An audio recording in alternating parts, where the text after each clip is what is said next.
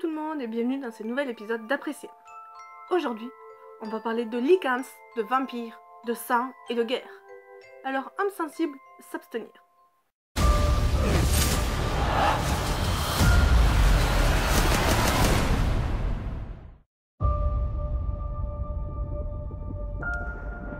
The vampire and Lycan clans had been at war for centuries, turning our world into a battlefield. For me, the fight is personal. Everyone I've ever loved has been hunted down. Now a new war is being waged. Selene, the Lycans are moving again. They have a new leader, Marius. I'm finished with this war. Well, it's not finished with you. He wants the blood of you and your daughter. Even I don't know where she is. I need you to deliver a message. Tell your Marius I'm coming for him. Do you understand your message? We need Selene to end the war. She cannot be trusted. She is the purest of us all. She is the key to the futures of Lycans and vampires. And when we have the blood of Selene and her daughter, We will be invincible. I will be more powerful than any vampire in this coven. you must help me protect her. You must go north. You will find answers there. If you want to win this war, you will need to go further than even a warrior of your renown has ever ventured before.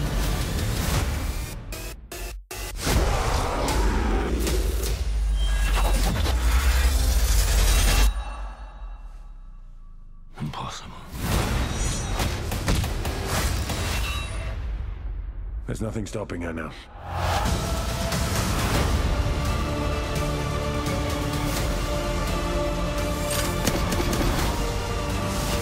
There are too many of them. Do I look worried?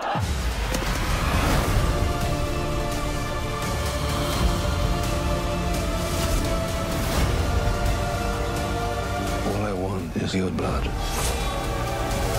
Come and get it.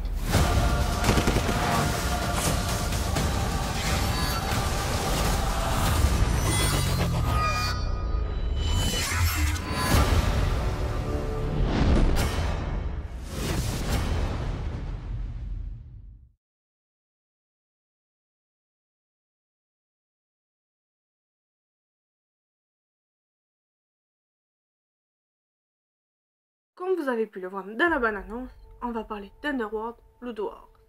Underworld Blood Wars est un film américain réalisé par Anna Forrester et c'est le 5e film de la série Underworld. Après s'être éloignée de sa fille, pour éviter de la mettre en danger, Selene continue sa recherche de Michael. Elle refuse malgré tout l'aide de David, qui est l'un de ses alliés.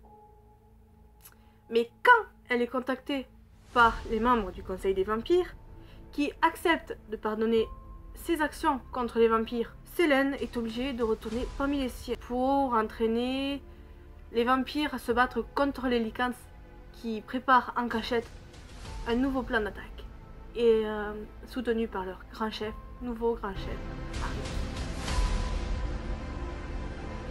Pour le casting, nous avons Selene qui est jouée par Kate Beckinsale, qui a joué aussi dans Pearl Harbor.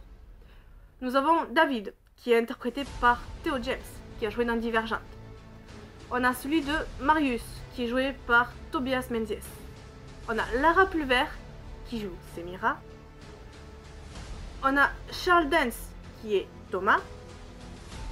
On a Bradley James, qui est Varga, et c'est le même acteur qui a joué dans Merlin. On a Clémentine Nicholson, qui a joué Lena. On a Daisy Head, qui joue Alexia. On a James Faulkner qui joue Cassius. En 2014, Lancashire Entertainment souhaite que la franchise prenne un renouveau, ou un nouveau départ. Ils annoncent alors un nouveau film, qui mettra en scène le personnage de David, qui est joué par Theo James. Finalement, la production annonce l'arrivée d'un 5e volet, qui sera intitulé Underworld Next Generation. Plus tard, lors du processus de développement du film, il sera renommé Underworld Edward. En ce qui concerne le scénario, il est plutôt sympathique. Et dès le début, on nous met dans l'ambiance, c'est-à-dire qu'on commence avec la traque de Selene par les Lycans.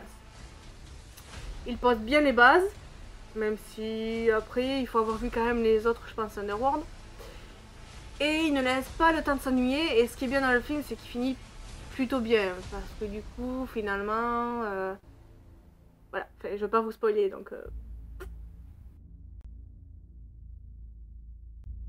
En ce qui concerne les musiques, elles sont au bon moment, au bon endroit, pour les bonnes sessions. C'est-à-dire que voilà, on va avoir une musique épique si on a un moment épique, on va avoir une musique d'action si on a de l'action. Enfin voilà, ça peut pas être plus clair.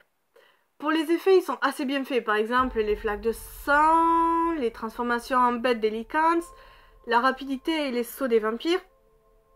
C'est des choses qui sont assez bien.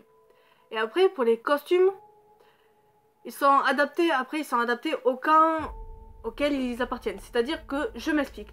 Par exemple, les vampires, ce sont des êtres de l'ombre et des ténèbres. Donc, et c'est une race assez plutôt majestueuse en elle-même.